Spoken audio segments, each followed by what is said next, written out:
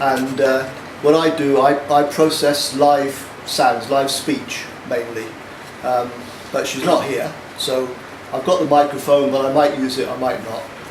She sent me a recording of her speaking a text that we talked about, and so I've got that.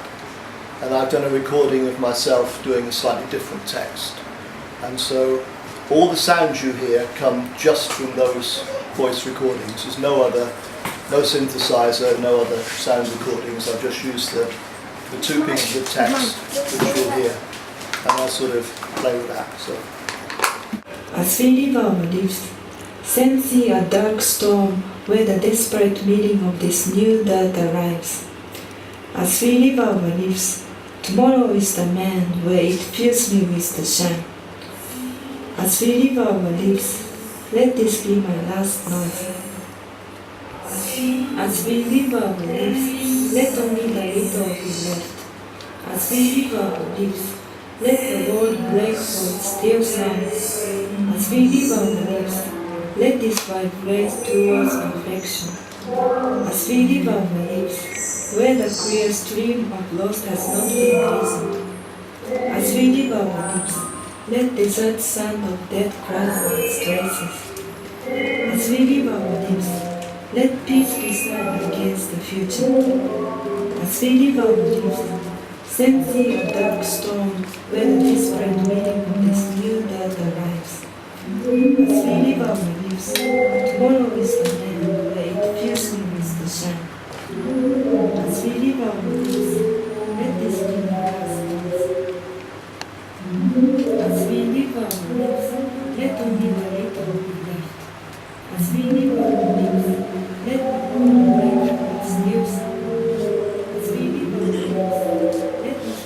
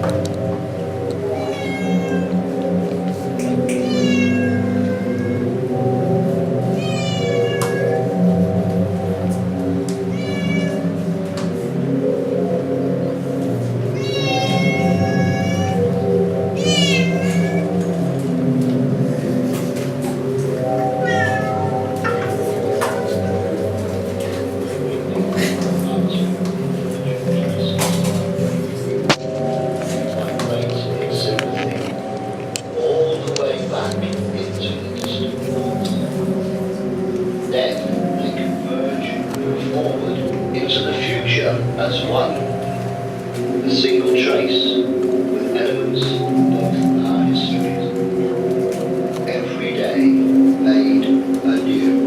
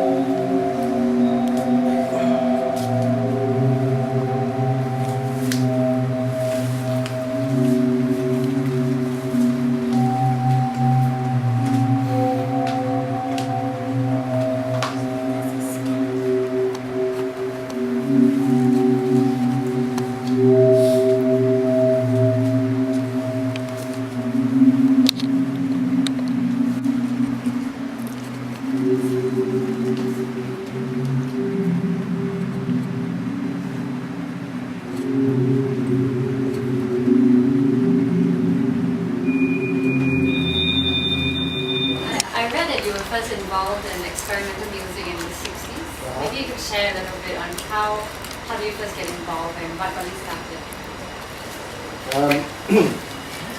I started in a skiffle band in 1957 or 8, something like that. And then moved on to my own little trad jazz band in the early 60s. Then I went to Sheffield University in 66, and there I met Gavin Bryars and Derek Bailey and Tony Oxley mainly, and played for them for a year, and they were just beginning to do what they were doing. And we also all discovered people like New York Art Quartet, Ornette Coleman, you know, the experimental musicians like that. Tony Oxley was very into Cecil Taylor, who we then joined and played with for a long time. So that was a sort of experimental music scene there. Then I sort of dropped out of it for a while and didn't really come back until much later. I sort of followed what was going on, but I wasn't active myself until 2000, something like that. I had a completely different active life, and then came back into it and sort of stopped doing anything earning money, you know, because now if you want to play music like this, then you really have to earn money a different way. That's just the fact of life, you know. And I think I meet a lot of young musicians these days who really try to live from their art, which is very good. I've no problem with that. But from my point of view, I think that's, for me, it doesn't work. And from some other people, I think it doesn't work. You're much better off, you know, getting some sort of job that enables you to live. Then you can be free and you can play what you want to do without having to think, am I going to earn money from doing this, you know? So, but if you want to earn money from the music business, then you have to join the music business, not make music that you want, you know, it's a different thing. So I'm in a lucky position now to be retired and, you know, a little trickle of income so I can live and play the sort of music I want to play. So I'm very, very lucky, and I don't you know, give people advice because they're in a different position. But that's the sort of thing. London now, there's quite an active scene which calls itself experimental, but the experiments that I hear them doing were all done in the 70s and the 80s, you know, so it's a repeat of experiments. You know, Christine and I go to an awful lot of concerts and things, and the things that are advertised as being most experimental and most new, we think, you know, didn't we see this in 1968, you know? So I think it's actually very hard to push boundaries in a single form, in a music form. There are more boundaries to push in more mixed media. So I try and do stuff with dancers and painters and people. So you bring something together which might genuinely be different. But you know, I don't know what it's like here. You'll have to speak for that and your own experience. But from what I see, compared with the experimental era of the 60s and 70s, I think it's the same in pop music. You know, when punk came along, when the Sex Pistols came along, what they were doing was genuinely new. You know, I've just downloaded the Bow Wow Wow album again and listened to it, and it's just, you know, when that came out, nobody had done stuff like that before. X-Ray Specs, you know, nobody was doing that. Now today, you show me a band that nobody was doing 10 years ago, I'll be very surprised. So I think there's a big lull in experimental music. I can't speak for all of art, so I don't know all of art. But from what I see of experimental music, there's not a whole lot that you say, wow, that's different. You know? It's a shame. I think the experimental scene here is is kind of new. I mean, like it didn't really like take off until like mid 2000. But I think in Asia generally, but I'm not sure about Japan or something like that. You know, but at least in Southeast Asia, what I see is that in the early 2000s, a lot of artists start to get into all this experimental mode of playing music or sound, you know. Yeah. So I guess it has a different kind of dynamic as compared to like say UK or US, where you know we are still very much looking at what the artists over there are doing in the 80s or 70s, you know. Yeah, so yeah.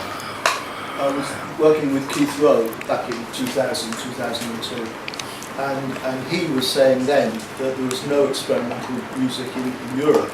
Right. We'd go to Japan, Right. and he introduced us to Sachiko M, for example, doing something, you know, whether you like that stuff or not, it's absolutely completely different to anything else you hear.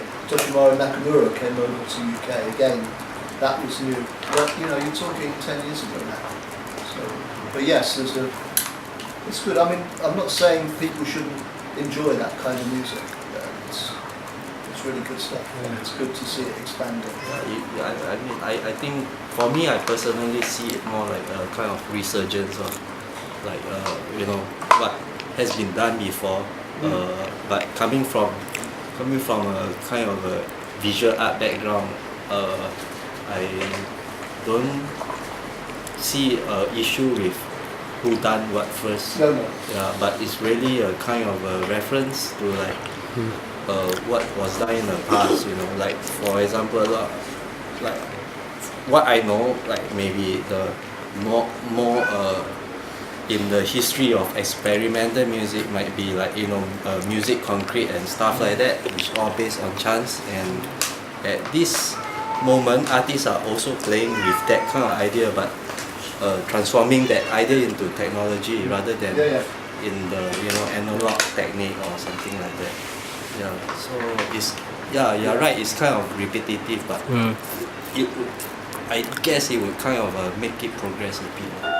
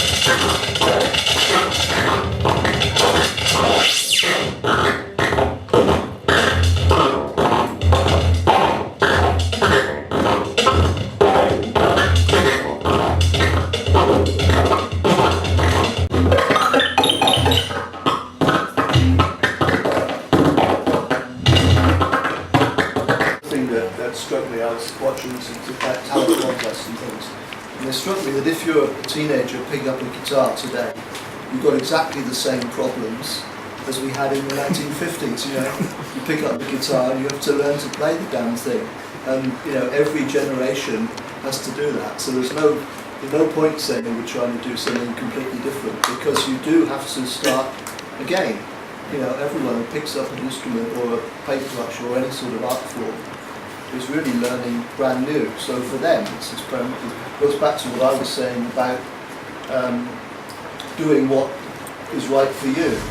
You know, and not worrying about whether it's been done before or whether it's new or whether it's whatever, you know, because it's new for you. It's what you want to do. That's why I do what I do. I've been doing this for nearly 10 years now. It doesn't change, does it? It's the same as I played last time I came here some years ago, you know. But, you know, that's what I do. Would you say there's any distinct differences in the experimental music scene in the 60s as compared to today? Like the scene itself. Do you think it's more active, like, or more immersive, for instance? It's hard to say, because in those days I was 20, you know, and 19, 20, around the university scene. So you'd have to ask people who are 19, 20 now around, you know, the art scene or the university scene or whatever, to see what's going on. You know, I can't speak for that. I'm very much an old intruder, you know. When I was doing my recordings with the space, yeah, I wanted a delay, like a tape delay, of about 40 seconds, yeah? Mm-hmm. And in 2002, that was impossible to do digitally. I could not do it, technically, with digital equipment, okay? You might have done in IARC or somewhere, but commercial available digital equipment could not give you a delay of 40 odd seconds. The Boss Giga delay pedal, you probably know this one, came out in 2004, I think, and I bought one of the first ones. And that was 26 seconds, which was really good. I also had a head rush and another head rush, so if you put them all together, you can get a delay of best part of a minute, which is what I needed. Yeah, but there was no computer could run a piece of delay software, delay loop. You know, you've got to plug in like a 2-second delay. Well, you know, you need a massive computer to run that in 2004. People forget, you know, the last 10 years, the progress. I can now string together, you know, 22-second delays in this computer, and it doesn't even notice the pressure. But, you know, just a few years ago, it wasn't only difficult and expensive, it was absolutely impossible. So if you think, you know, asking questions about digital and technology before about 2000, you know, it just didn't exist. It's not that, you know, that it was hard or not many people did it. It just was nothing. You know, synthesis. You know, you read about the early days. Brian Eno and people in the 70s with synthesizers that cost £1 million. You know, one off fill this room. You know, so it's a totally different world. So if you're doing something digitally, then you can sit in your bedroom and you can do amazing things today. If you want to play the guitar, you've still got to get up and start doing what we did in the 50s. Okay. Yeah. Any other questions? Okay. Thank you.